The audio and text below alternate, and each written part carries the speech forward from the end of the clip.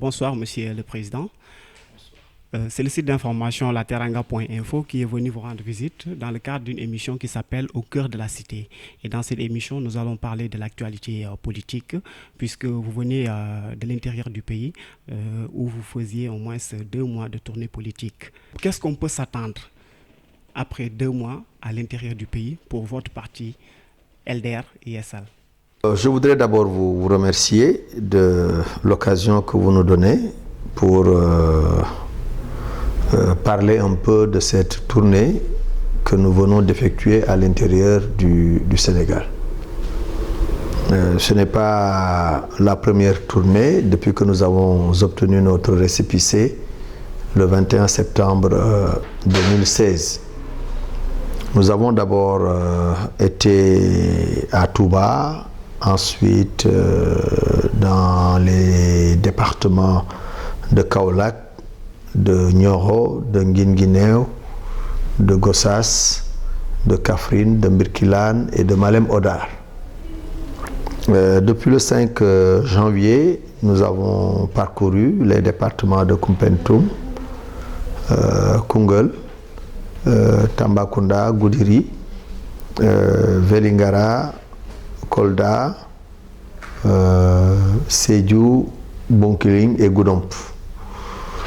Nous avons fait le tour de tous ces départements-là pour rencontrer nos compatriotes, pour rencontrer nos concitoyens, pour échanger avec nos compatriotes, mais aussi pour voir nous-mêmes les conditions dans lesquelles nos compatriotes vivent dans la brousse. Voilà des compatriotes qui sont laissés à eux-mêmes, des compatriotes qui n'ont pas le minimum vital, des compatriotes qui ne disposent pas des services sociaux de base, ils n'ont pas d'électricité, ils n'ont pas d'eau potable, ils n'ont pas accès à certains soins de santé. Et ensuite, parfois même, ils n'ont pas de réseau téléphonique. Aucun des opérateurs téléphoniques dans certains endroits n'est présent. Et ceux qui sont dans les milieux frontaliers rencontrent énormément de difficultés. Il leur est plus facile d'aller dans les pays limitrophes que de vivre même au Sénégal alors qu'ils sont des Sénégalais. Ce sont des constatations que nous avons été amenés à faire et qui nous renforcent dans l'idée que le pays reste à construire. Peut-être qu'il y a beaucoup de choses qui ont été faites par les présidents Senghor, Diouf, Wade et même peut-être Macky Sall, mais il y a beaucoup de choses qui restent à faire.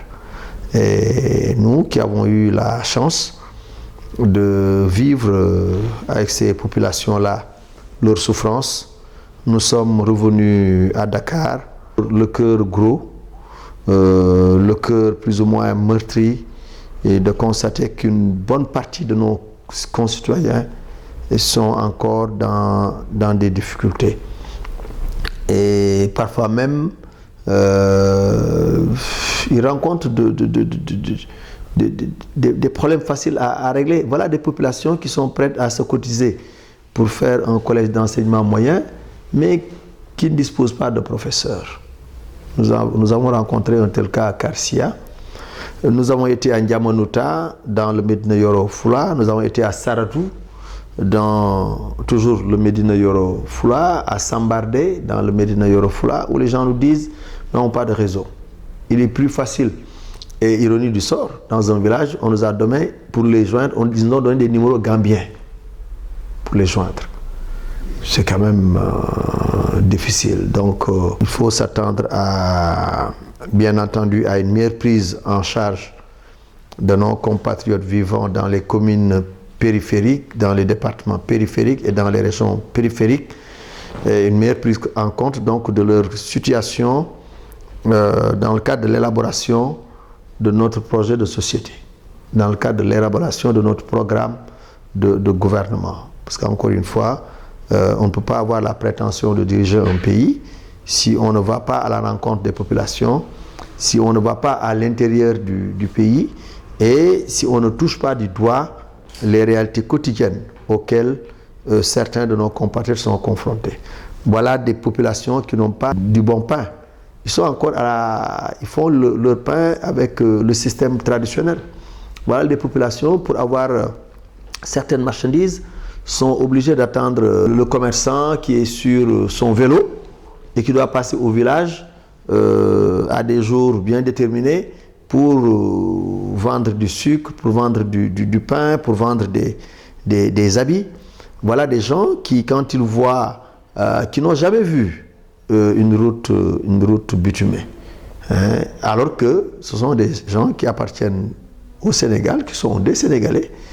Et voilà, en tout cas, moi je suis rentré. Je croyais que je connaissais très bien le Sénégal, mais je me rends compte qu'il me restait beaucoup de choses à voir et beaucoup de choses à constater. Président, nous allons vers les élections législatives prévues pour le 30 juillet prochain.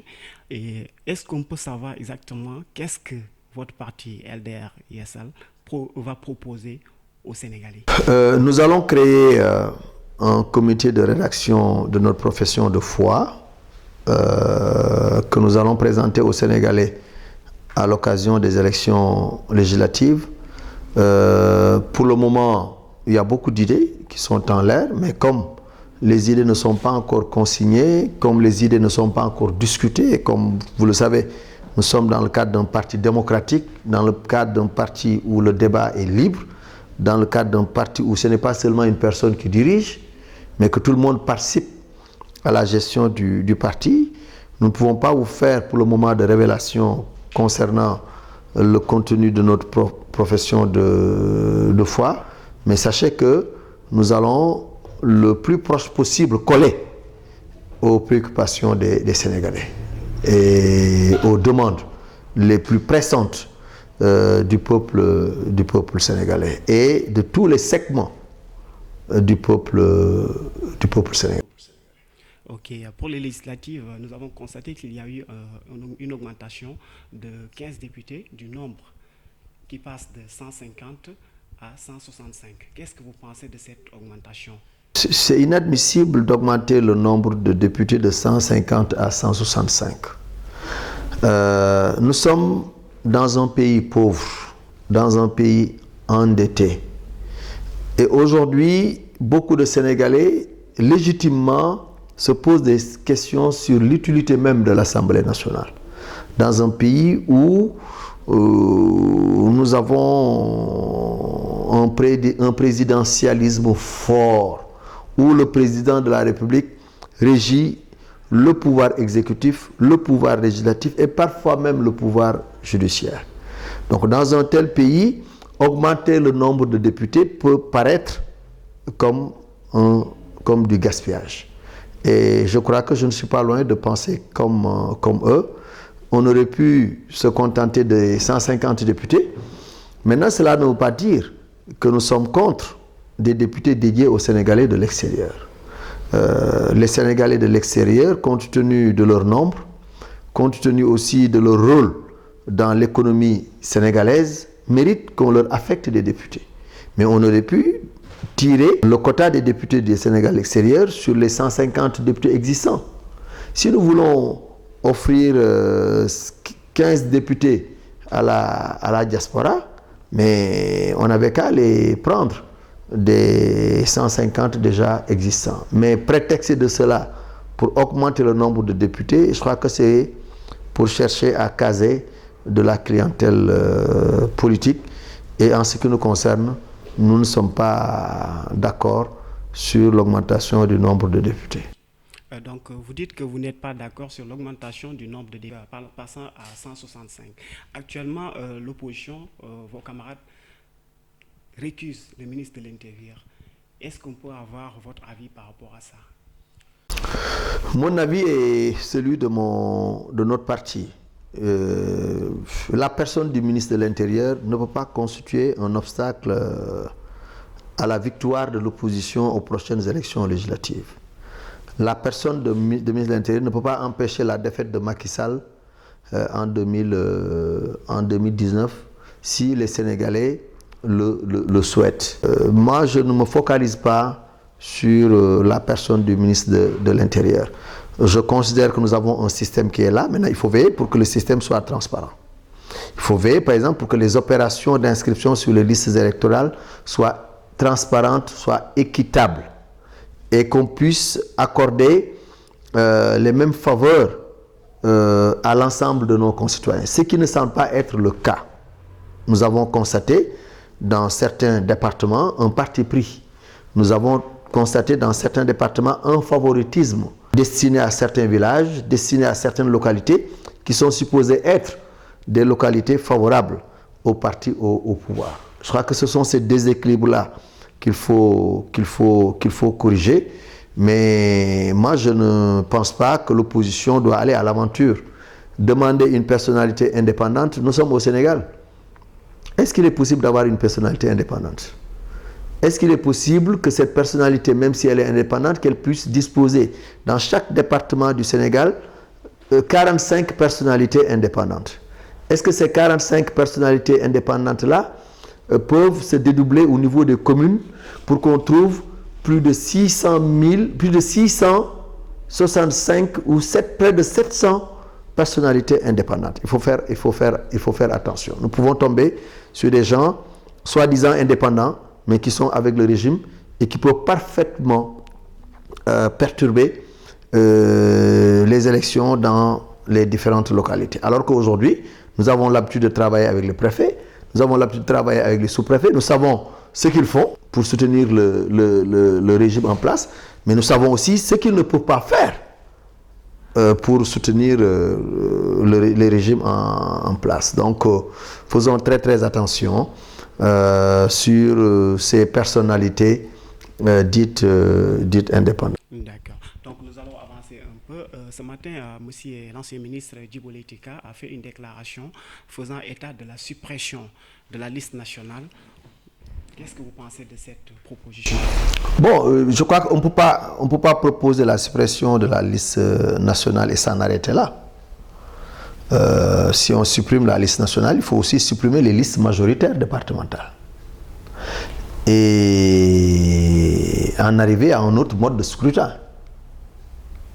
Je fais partie des Sénégalais qui pensent que le mode de scrutin moitié national, moitié départementale, avec une moitié départementale majoritaire, pose problème.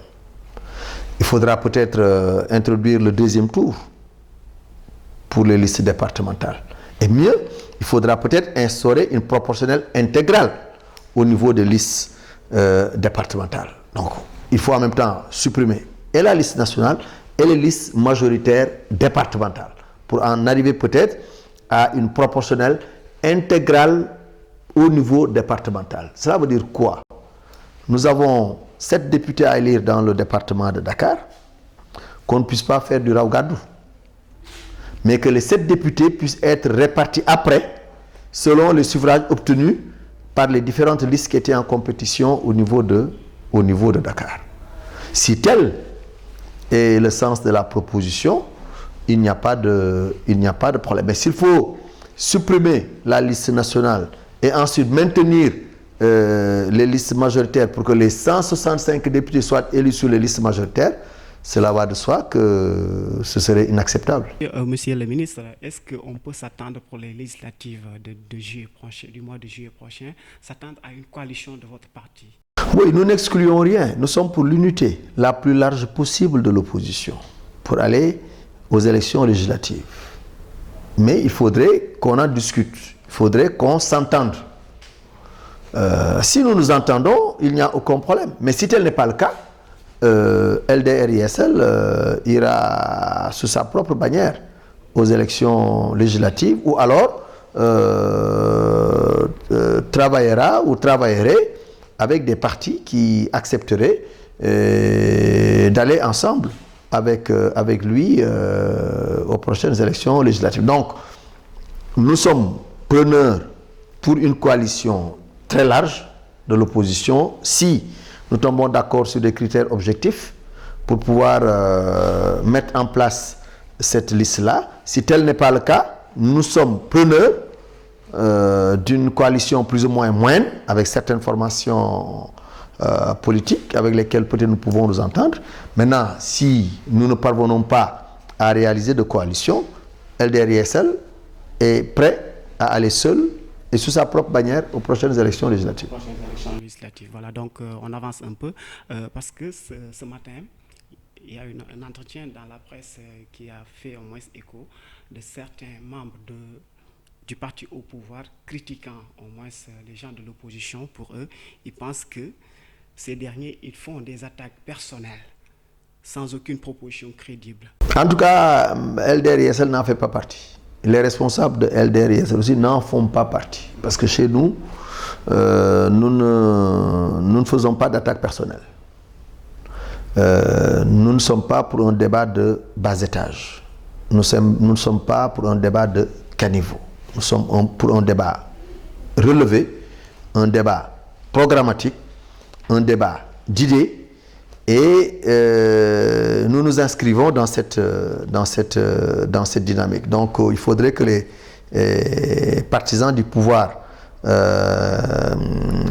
qui ont fait ces affirmations-là puissent sortir LDR-ISL de ce lot de partis qui s'adonneraient à des attaques personnelles.